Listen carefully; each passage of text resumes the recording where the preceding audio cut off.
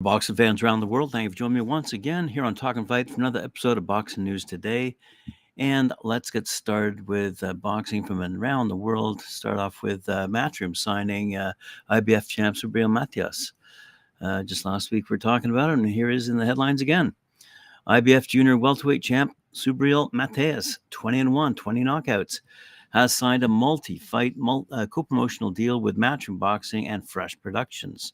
Matias is now eyeing a summer defense in his native Puerto Rico. He said, "I'm very excited about this deal with Matchroom. I can't wait to show DAZN, Matchroom, all the big names out there and the world why this deal was made, because I'm the best 140-pounder on the planet.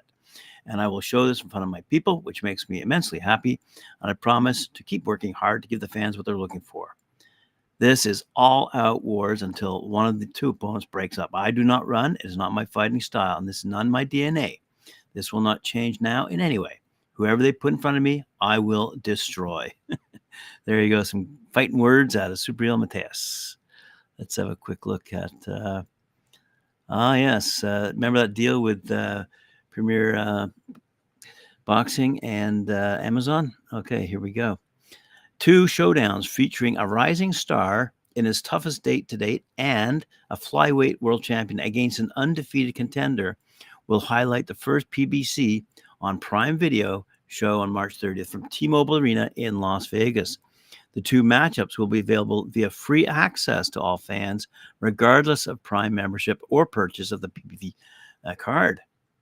The live streaming presentation will feature rising middleweight Elijah Garcia, 16-0, taking on Kyrone Davis, 18-3-1, in a 10-round attraction, and will also have WBC flyweight champ Julio César Martínez, 20-2, 15 knockouts, by the way, defending his world title against unbeaten Angelino Cordova, 18-1, 12 knockouts.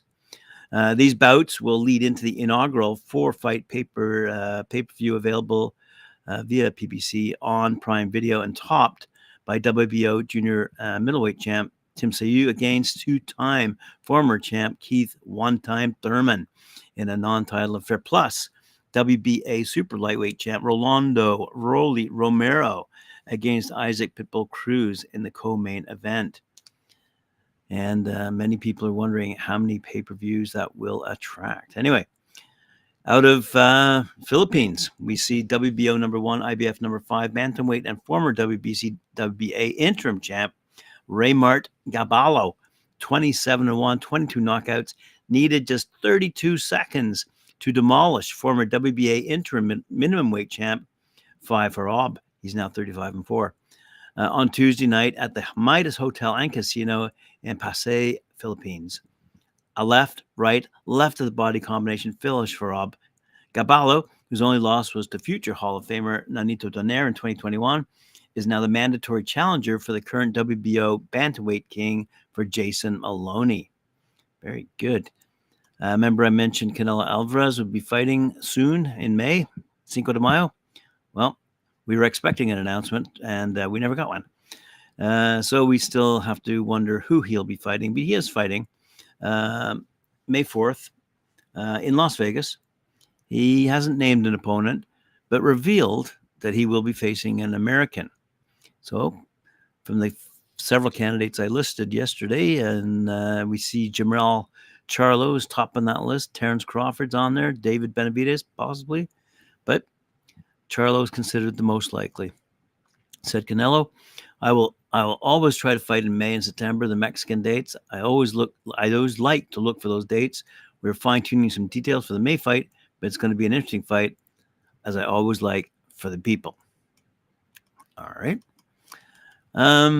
Upcoming. Oh, yes. I was going to mention some upcoming fights. DAZN presents former world champion Joseph Jojo Diaz Jr., 33-4-1 in a 10-round super lightweight clash against Jesus Perez, 24-5 at the Commerce Casino.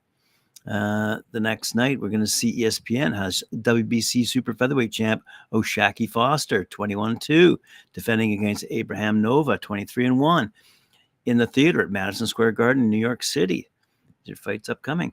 DAZN counters with IBF light flyweight champ Adrian Curiel, 24-4-1, against the man he dethroned back in November, Sivanathi, the special one, Nonchiga, 12-1 at the Auditorium Guadalajara in Oaxaca, Mexico. Oh, my goodness. Sorry, Spanish isn't my first tongue. All right. And former featherweight champ Mauricio Lara, 26-3-1, meets Daniel Lugo, 27-2. Also, Pro Box has a rare Friday stream headlined by bantamweight Israel Rodriguez. Picaza is 3-5 against Ramon Cadenas, 23-1, from the White Sands Event Center in Plant City, Florida. More to come out of Nicaragua. A clash between world-ranked junior flyweight contender kicks off an all-star boxing first show of 2024 on March 8th from Faro's Casino in Managua, Nicaragua. Panamanian WBO number 7, WBA number 8, WBC number 8. Azael Villar, 22-4, 15 knockouts, faces undefeated WBC number 5, WB number 7, WBO number 12, Yario Noriega, 13-0, 3 knockouts out of Villarreal, Spain, in a 12-round main event. That show, by the way, will be televised on ESPN Plus and ESPN Knockout. We are ready to kick off the new year with a bang, stated Tuto Zabala Jr., president of All-Star Boxing. In the main event, we have a high-stakes clash on neutral ground. The winner will be in a good position to end up as a mandatory contender for any of the 3 organizations. All righty, take him at his word. We're also looking forward to seeing Josh Taylor and Jack Catterall go toe-to-toe. Former undisputed super lightweight champ Josh Taylor reportedly has a fight date set for his return bout against a longtime rival. According to John Evans of Boxing Scene, Taylor will meet Jack Catterall in a rematch of their 2022 title fight on April 27th at the First Direct Arena in Leeds, England.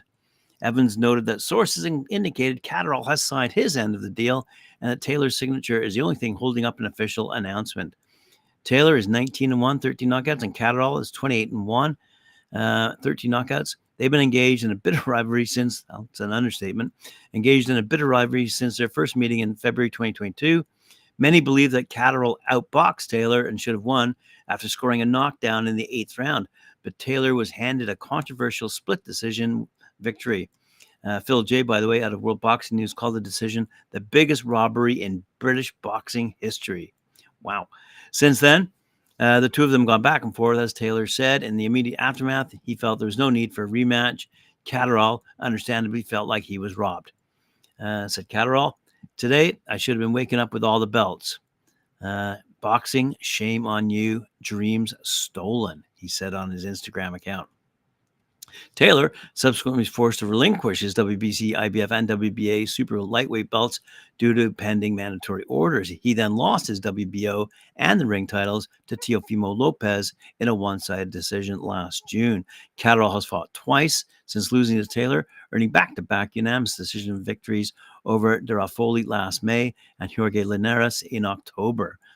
So let's have a quick look at Teofimo Lopez. Speaking of Teofimo Lopez, he has apparently now been dropped out of the Ring Magazine's pound-for-pound top 10. And with his elimination, let me go through the top 10 pound-for-pound male fighters out there. Terence Crawford, number 1. Naoya Inoue, number 2. Number 3 is Alexander Usyk. Number 4 is Canelo Alvarez. Number 5 is Artur Beterbiev. Number 6 is Dmitry Bivol. Good to see those two going head-to-head shortly. Number 7, Devin Haney. Number 8, Errol Spence. Number 9, Gervonta Davis. And number 10, Jesse Bam Rodriguez. So there you have it, according to Ring Magazine, the top 10 men. Let's flip over to the women's side of things on a lighter note. I see, I don't know what you call these things anymore. They used to be called tweets, but now they're on X. So maybe they're X's? I don't know. X marks the spot. Here we go. Sandy Ryan posted, there will be a coach for her March 23rd fight against Terry Harper, leaving from the Neptune Pub. That's over in England. Time to be confirmed for departure closer to the date, she says on her X account. Text, call the number to book your seat now. So March 23rd, if you're going to be at the Neptune Pub, and if you feel like, why not? That's a great idea. I like that idea a lot, actually. I'm gonna like that. Put my little heart there. There you go. Good post, Sandy Ryan. All right. Thanks for joining me here on Talking Fight. I appreciate it very much. Remember to like, share, subscribe, hit that notification bell for me. And we'll see you tomorrow, 11 a.m. Eastern Time, for more boxing news from around the world. Thank you.